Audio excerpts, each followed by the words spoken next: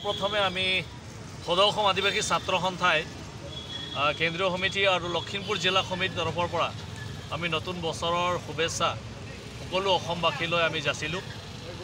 হয়, আজি আমি সদৌ অসম আদিবাসী ছাত্ৰ সন্থা জিলা কমিটি লখিমপুৰ জিলা কমিটিয়ে আজি আমাৰ ডিচি ডিষ্ট্ৰিক্ট কোৰ্টৰ ওচৰত অৱস্থান ধৰ্মঘট কাৰ্যসূচী ৰূপায়ণ কৰে আৰু আমাৰ বিষয়বিলাক কোনো নতুন বিষয় নহয়, আমাৰ সেই দাবীবিলাক কোনো নতুন দাবী নহয়।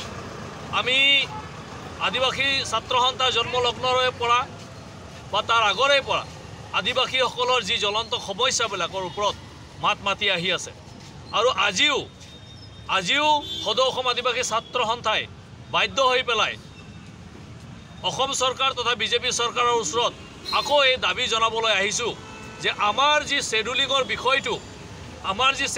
বিষয়টো আদিবাসীসকলৰ অসমত বসবাস কৰা আদিবাসীসকলৰ শেডুলিঙৰ বিষয়টো কিয় আজিলৈকে অসম চৰকাৰ তথা কেন্দ্ৰীয় চৰকাৰে আজিলৈকে কিয় ইয়াক আমাক যি শেডুলিং আমাক হ'ব লাগে বা জনজাতিকৰণৰ যি মৰ্যাদা আমাক দিব লাগে, কিয় আজিলৈকে এই বিষয়টো তেওঁলোকে উত্থাপন কৰা নাই বা কিয় আমাক আজিলৈকে শেডুলিং কৰা নাই। ইয়াৰ লগতে আমি তেওঁলোকক ক'বলৈ বিচাৰিছোঁ যে যোৱা 2019 ST অৰ্ডাৰ এমেণ্ডমেণ্ট বিল 2019ৰ জৰিয়তে তেওঁলোকে আদিবাসীসকলৰ 36 জনগোষ্ঠীক এনলিষ্ট কৰিলে শেডুলিং কৰা হ'ব বুলি, কিন্তু তাৰ পাছত অসম চৰকাৰে যি ৰিপৰ্ট পঠিয়াব লাগিছিলে আজিলৈকে অসম চৰকাৰ তথা ডক্টৰ হিমন্ত বিশ্ব শৰ্মা চৰকাৰে আজিলৈকে অসমৰ আদিবাসীসকলৰ যি শেডুলিঙৰ বিষয়টো লৈ পেলাই কেন্দ্ৰীয় চৰকাৰে কোনো ৰিপৰ্ট আজিলৈকে পঠোৱা নাই। তাৰ মানে কি যে তাৰ মানে আমাৰ এই বিষয়টো সদায় তেওঁলোকে আঁতৰাব বিচাৰে, মাত্ৰ ইলেকশ্যনৰ সময়ত তেওঁলোকে আদিবাসীসকলক জনজাতিকৰণ দিয়া হ'ব বুলি তেওঁলোকে বহুত ডাঙৰ আশ্বাস দিয়ে, কিন্তু আজিলৈকে আমি এই দেখি আছোঁ যে প্ৰত্যেকবাৰে তেওঁলোকে আমাক কিন্তু প্ৰবঞ্চনা কৰি আছে, আমাক ঠগি আছে। ইয়াৰ লগতে আমাক আজিৰ তাৰিখত কাষ্ট চাৰ্টিফিকেট টি ট্ৰাইবৰ নামত আমাক কাষ্ট চাৰ্টিফিকেট যি OBC কাষ্ট চাৰ্টিফিকেট দিয়া হয় এইটো টি ট্ৰাইবৰ নামত আমাক দি থকা হৈছে। আমি বাৰে কৈ আছোঁ যে আপোনালোকে এটা সময়ত আমাক আদিবাসী বুলি স্বীকৃতি দিলে, আদিবাসী ৱেলফেয়াৰ এণ্ড ডেভেলপমেণ্ট কাউন্সিলৰ জৰিয়তে আদিবাসীসকলক অসমত আদিবাসী বুলি স্বীকৃতি দিয়া হ'ল। তাৰপিছত যি আমাৰ পৰিচয় পত্ৰক আমাক আদিবাসী বুলি ক'ব লাগে, সেই পৰিচয় পত্ৰত আপোনালোকে আমাক টি ট্ৰাইব বুলি কৈ আছে। এই দুইমুখীয়া নীতি কিহৰ কাৰণে?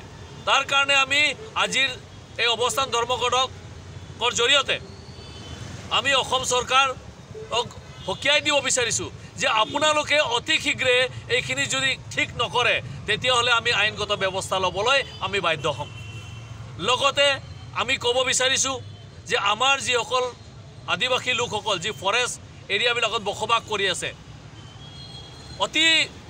বহুত যুগ ধৰি পেলাই তেওঁলোকে ফৰেষ্ট এৰিয়াত বসবাস কৰি আছে, তেওঁলোকক এতিয়াও মাটিৰ অধিকাৰ দি থকা নাই। বাগান এৰিয়াত যিসকলে চিলিং মাটিত বসবাস কৰি আছে আজিও তেওঁলোকে মাটিৰ অধিকাৰ পোৱা নাই। আৰু লগতে আমি ক'ব বিচাৰিছোঁ যে ডক্টৰ হিমন্ত বিশ্ব শৰ্মা অসমৰ মুখ্যমন্ত্ৰী ডাঙৰীয়াই কৈছিল যে অসমত বা চাহ শ্ৰমিকসকলে যি বাগানত বসবাস কৰি আছে তেওঁলোকে বসবাস কৰি থকা যি হোমষ্টেড লেণ্ড সেই মাটিটুকু চাহ শ্ৰমিকৰ নামত দিয়া হ'ব বুলি তেওঁলোকে ঘোষণা কৰিছিল, কিন্তু আজিলৈকে কাগজে কলমে কিন্তু কোনো কাম কৰা নাই। আমি মাননীয় মুখ্যমন্ত্ৰী ডাঙৰীয়াক আমি দাবী জনাব বিচাৰিছোঁ যে অতি সোনকালে এই কামখিনি যাতে তেওঁলোকে আগবঢ়ায়। লগতে আমাৰ চাহ শ্ৰমিকৰ যি দৈনিক মজুৰি আজিও 250 টকা দৈনিক মজুৰি দিয়া হৈ আছে।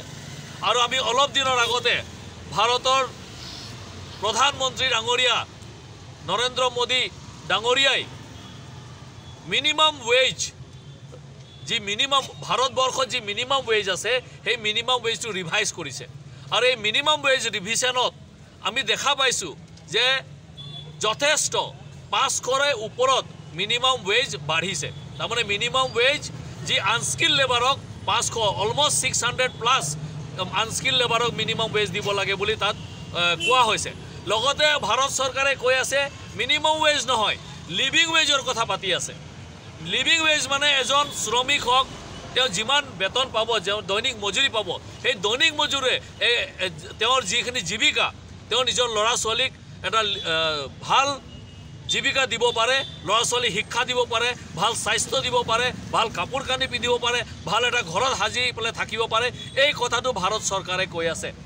সেইকাৰণে আমি কৈ আছোঁ যে চাহ শ্ৰমিকসকল, আজিও চাহ শ্ৰমিকসকল যি দৈনিক মজুৰি পাই আছে, এই দৈনিক মজুৰি কিন্তু তেওঁলোকৰ পৰ্যাপ্ত নহয়। সেইকাৰণে আমি দাবী জনাইছোঁ যে 550 টকালৈ দৈনিক মজুৰি বৃদ্ধি কৰিব লাগে।